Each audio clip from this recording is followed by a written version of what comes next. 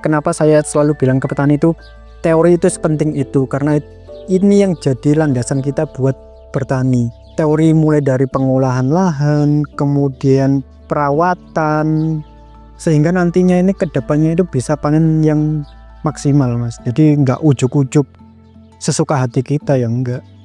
Saya sebagai agronom, ya emang betul saya taunya teori, tapi kan itu didasari oleh praktek, Mas. Karena awalnya itu ada suara-suara yang sumbang dari netizen, kayak wah agronomi taunya cuma teori, prakteknya nggak tahu. Nah ini yang jadi keresahan saya, Mas.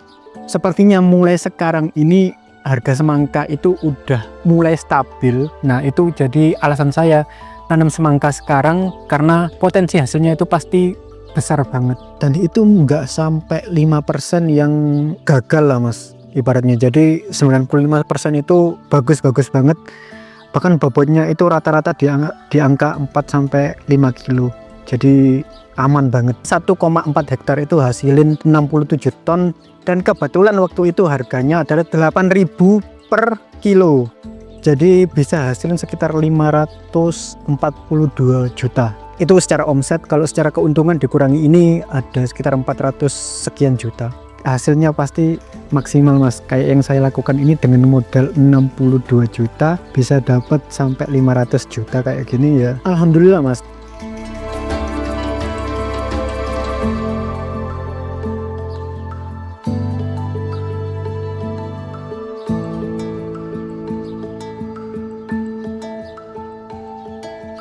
Nama saya Iman. Sebenarnya saya ini bukan petani awalnya, tapi saya ini kerja sebagai agronom di PT Agunata Mestari Indonesia atau PT Atasi. Nah, kebetulan saya sekarang ini nyambi jadi petani lah, mulai nyambi jadi petani, dan kebetulan yang saya tanam pertama adalah semangka, kayak gitu. Saya sebagai agronom ini udah sekitar 2 tahun lebih, Mas. Dan kenapa kok tertarik jadi petani, ya karena awalnya itu ada suara-suara yang sumbang dari netizen, kayak wah agronomi taunya cuma teori, prakteknya nggak tahu. Nah ini yang jadi keresahan saya, Mas. Keresahan saya ini pertama saya salurin ke gimana saya mendampingi petani cabai selama ini. Ternyata berhasil kok teori yang saya pelajari. Nah suara sumbang itu masih tetap ada, kok taunya cuma teori doang. Nah ini yang jadi alasan saya buat terjun ke pertanian, dan sekarang pengen saya itu nanam semangka kayak gitu. Nanti kedepannya ya mungkin tanam yang lain-lain. Sebenarnya nanggepi itu kayak gimana ya, Mas, ya? Teori kan didasarkan dari sebuah hipotesa yang diuji terlebih dahulu, Mas, makanya menjadi sebuah teori. Jadi teori itu nggak ujuk-ujuk kita bayangin, kita terapin, kalau udah berhasil, nah itu jadi teori. Makanya kenapa saya sebagai agronom, ya emang betul saya taunya teori, tapi kan itu didasari oleh praktek, Mas. Nah jadi itu yang pengen saya tegesin ke petani. Ya emang ini saya tahu teori, makanya ini saya terapin sekarang, dan keberhasilan saya ini sebagai pembuktian bahwa saya itu tahu teori dan prakteknya pasti berhasil karena teori tersebut. Itu sih, Mas. Dari situ sih kayak udah capek lah, udah risih ya, lebih ke risih denger banyak petani di luar sana, terutama netizen yang ada di media sosial itu kayak bilang taunya teori apa sih, kita yang tahu, kita yang praktek. Nah sekarang gantian saya yang praktek, gimana hasilnya? Nah ya seperti ini. Jadi itu yang saya lakukan, itu adalah pembuktian bahwa teori itu emang benar adanya karena diuji sebelumnya, dan akhirnya kalau diterapin ya pasti berhasil kayak gitu. Nah untuk pembuktian pertama saya ini emang saya milih semangka ya, karena satu dan lain hal saya tertarik banget mulai dari semangka, dan kemudian nanti mungkin kedepannya ya ada tanaman-tanaman lain. Tak tunjukin fakta ya, Mas, ya. Tak tunjukin fakta. Ini saya ada sebuah penelitian dan udah direkap oleh Kementerian Pertanian dan BPS. Ini ada data mulai tahun 2015, bentar. Data mulai tahun 2015 sampai tahun 2024 itu kecenderungan luas lahan dan luas panen itu selalu menurun dari 2015 sampai ke 2024. Walaupun ada di tahun 2019 itu ada kenaikan dan juga ada anomali di tahun 2020 itu. Nah, yang menarik adalah di tahun 2020 itu luas lahan di Indonesia nasional itu turun, tapi kok produksi nasional bisa naik. Nah, ini kan sebagai pembuktian bahwa walaupun dengan luas lahan yang seadanya bisa kok hasilnya lebih melimpah. Nah, kebetulan kenapa kok turun lagi? Itu bisa diakibatkan karena COVID yang lalu. Tapi di 2 tahun terakhir ini ada kecenderungan naik 2 kali, 2023 sama 2024. Ini statistik yang nggak biasa. Jadi dengan dasar ini saya memilih semangka karena sepertinya mulai sekarang ini harga semangka itu udah mulai stabil. Petani udah tahu sekarang itu harus nanam apa, karena apa. Nah, itu jadi alasan saya nanam semangka sekarang karena potensi hasilnya itu pasti besar banget kayak gitu. Kalau saya ini ada 2 lahan yang saya sewa. Satunya ada di Muncar dan yang satunya ada di sini nih di Kabat. Nah, yang di Muncar itu ada yang luasan lahan 1,4 hektar kira-kira. Kemudian di Kabat sini ini luasannya 1 hektar dan ini sewa semua, Mas. Kalau di sini yang 1 hektar ini kira-kira ada sekitar 5.500 batang yang saya tanam. Kalau yang di sana di Muncar itu ada sekitar 7.700 pohon atau 7.700 batang. Ini yang kebetulan yang dimuncar kan udah selesai bulan berapa ya? 2 bulan yang lalu ya. Ini saya ada catatan total penghabisan. Ini mulai dari pengolahan lahan, terus penanaman dan perawatan sampai gaji pekerja, ini ada total 62 juta habisnya. Jadi mulai dari pengolahan lahan, terus kemudian penanaman dan perawatan sampai gaji pekerjanya ini di total sekitar 62 juta 500 habisnya. Dan itu masih ada biaya-biaya lain yang sebenarnya nggak kecatat di sini, tapi kira-kira ya habis 60 jutaan. Kalau di tanaman di Muncar sebelumnya ini ada sekitar 67 ton total dari 1,4 hektar itu hasilin 67 ton, dan kebetulan waktu itu harganya adalah 8.000 per kilo. Jadi bisa hasilin sekitar 542 juta. Jadi itu secara omset. Kalau secara keuntungan dikurangi ini ada sekitar 400 sekian juta. Iya, sebenarnya senengnya itu karena berhasil membuktikan itu loh, Mas. Dari suara-suara sumbang dari petani netizen, dan itu rasanya luar biasa banget. Akhirnya bisa membuktikan, oh ini loh teori itu ternyata bisa kok berhasil asal teorinya dilakukan dengan cara yang benar. Kayak gitu, Mas. Sebenarnya yang penting itu harus harus tahu teori terlebih dahulu, Mas. Itu emang kenapa saya selalu bilang ke petani itu teori itu sepenting itu, karena ini yang jadi landasan kita buat bertani.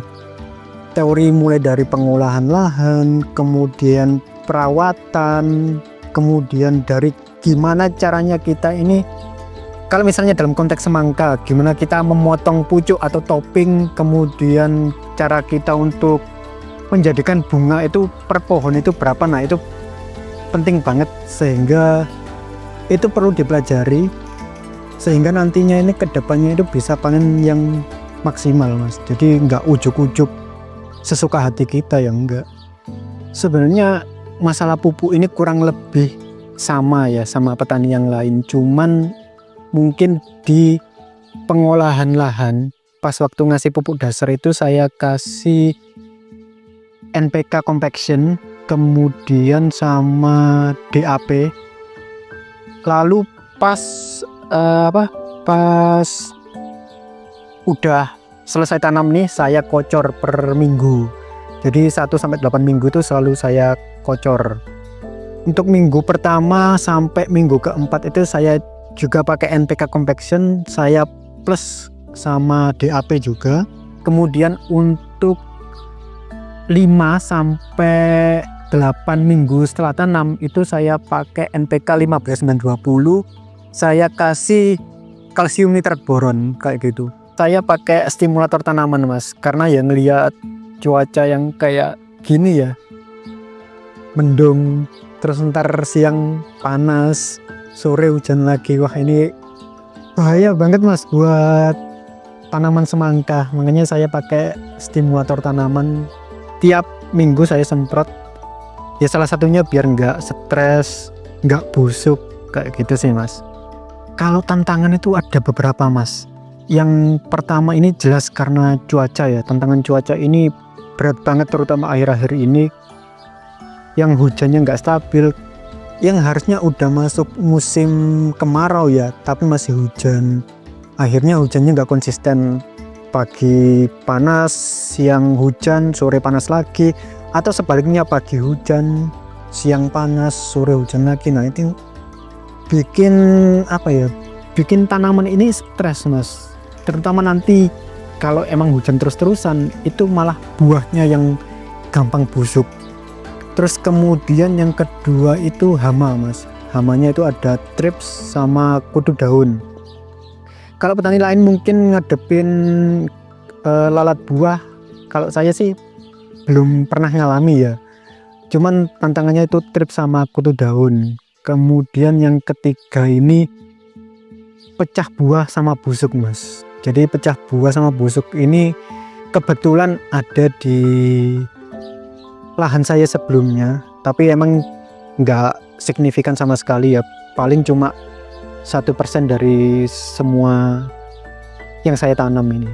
Oke, kalau misalnya karena cuaca ya Mas ya, tadi saya tuh pakai stimulator tanaman dan kebetulan saya tuh pakai Vulka.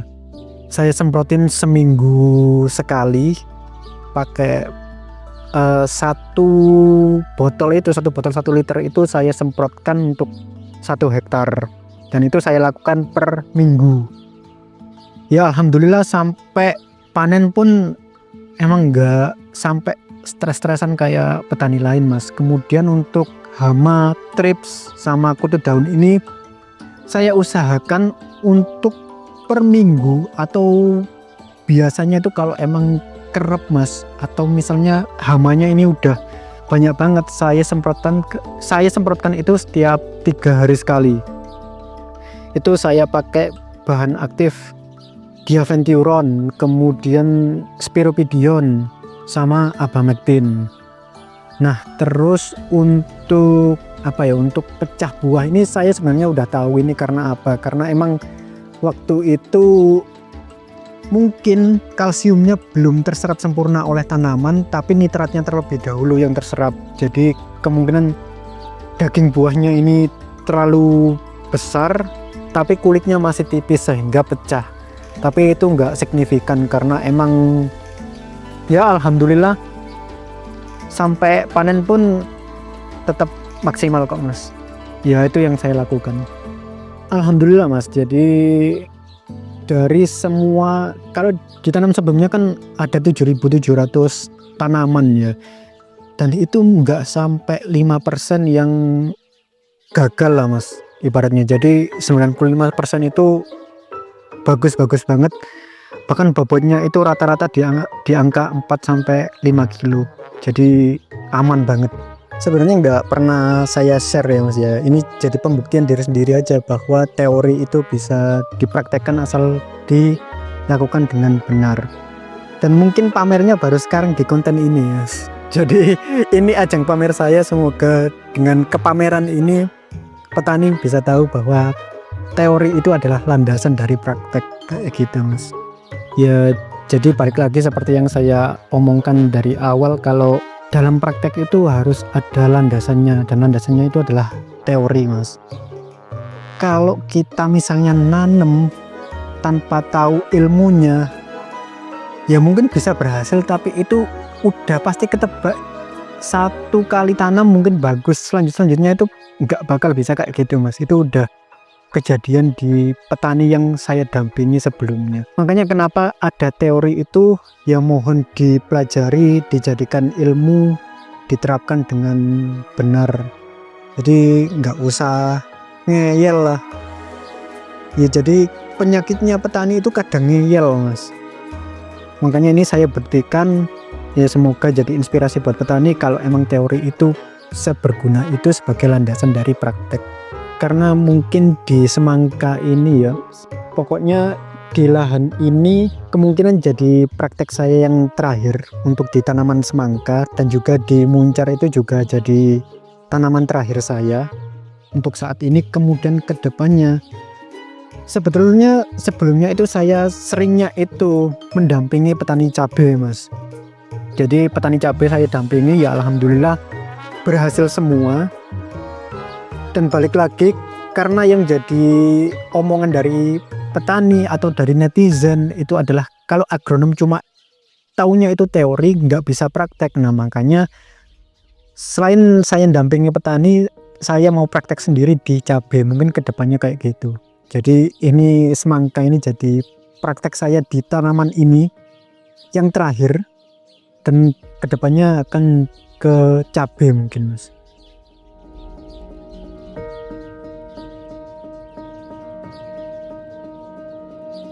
Relevan banget mas. Jadi satu-satunya profesi yang nggak akan pernah punah adalah bertani mas. Jadi petani itu relevan sepanjang zaman, dan petani itu adalah garda terdepan dari ketahanan pangan nasional mas. Jadi tanpa petani mungkin orang-orang nggak bisa makan, nggak bisa aktivitas, uang itu nggak bisa bikin kenyang mas. Yang bikin kenyang adalah makanan. Jadi petani itu sangat relevan, relevannya itu sepanjang zaman.